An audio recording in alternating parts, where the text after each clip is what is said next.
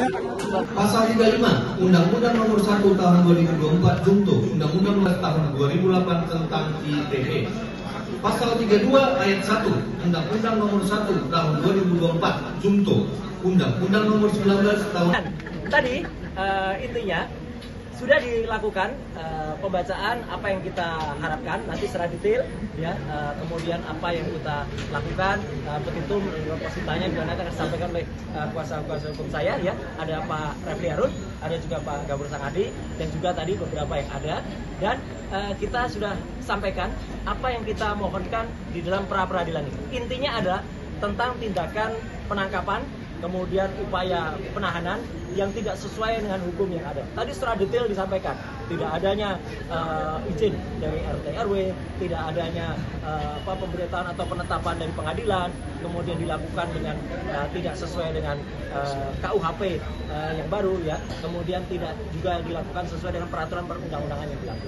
Jadi alhamdulillah tadi juga Hakim Tunggal mengatakan proses ini akan berlangsung dengan cepat ya, insya Allah akan berlangsung selama 7 hari kalender ya, 7 hari kerja, sehingga besok akan langsung dinyatakan jawaban dari Polda. Kemudian juga kalau ada replik besok juga akan kita sampaikan, publik besok juga akan kita sampaikan. Telah disampaikan secara terbuka dan sah di hadapan Hakim Tunggal, di hadapan termohon Polda Metro Jaya, dan termohon adalah pihak dari kejaksaan, dan kejaksaannya adalah Kejaksaan Tinggi DKI Jakarta dan Kejaksaan Negeri Jakarta Selatan. Kami dengan membacakan permohonan pra peradilan tadi, maka terjawablah sudah bahwa ada desas-desus kami menarik Bapak Presiden Prabowo, pemerintah Republik Indonesia, ternyata itu tidak tepat ya, itu tidak sesuai dengan yang sebenarnya terjadi dalam persidangan pra peradilan. Kemudian yang kedua, alasan-alasan permohonan saya kira nanti bisa dijelaskan lebih komprehensif oleh Bang Refli. Tetapi yang pasti adalah hari ini kami menyampaikan apresiasi yang luar biasa kepada pihak Pengadilan Negeri Jakarta Selatan, kemudian juga termohon Polda Metro Jaya dan Kejaksaan, sehingga besok akan dilanjutkan dengan agenda penyampaian jawaban dari termohon. Ya, kalau turut termohon, saya kira tidak perlu dia menjawab, ya, karena pokok perkara yang tadi diperiksa berdasarkan permohonan kami itu tidak berhubungan dengan kewenangan daripada kejaksaan, sehingga nanti besok itu hanya dijawab oleh pihak termohon. Kemudian besok juga begitu disampaikan jawaban, kami secara simultan akan langsung menyampaikan replik ya. Jadi kami akan minta kepada hakim supaya sidang diskor dulu beberapa jam.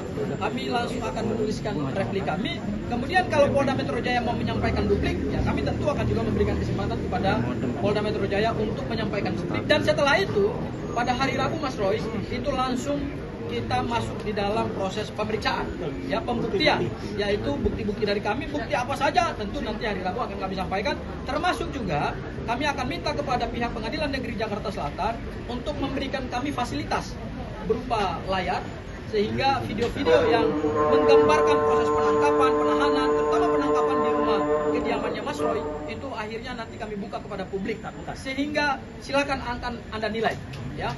Dan yang terakhir, Mas Roy, tadi terkait dengan pencekalan ya.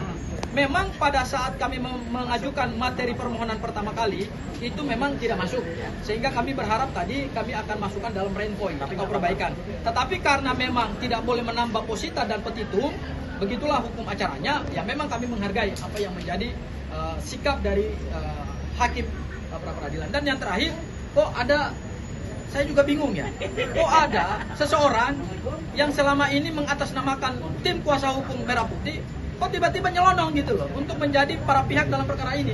Saya bingung juga nih, ini belajar hukum acara pidananya di mana nih? Kalau pihak atau pihak lain masuk sebagai intervensi, itu hanya boleh diperkenankan dalam gugatan perdata. Sementara ini perkaranya perkara pidana, tidak pernah ada pra peradilan itu kemudian ada pihak lain yang tidak punya kepentingan kemudian masuk menjadi intervensi. Ya sudahlah, kita ketawa sajalah. Inilah bukti bahwa bukan hanya pemohon yang juga menegakkan hukum secara unprosedural, tetapi juga pendukung-pendukung dari kubu sebelah itu ternyata juga banyak yang melanggar hukum. Saya kira itu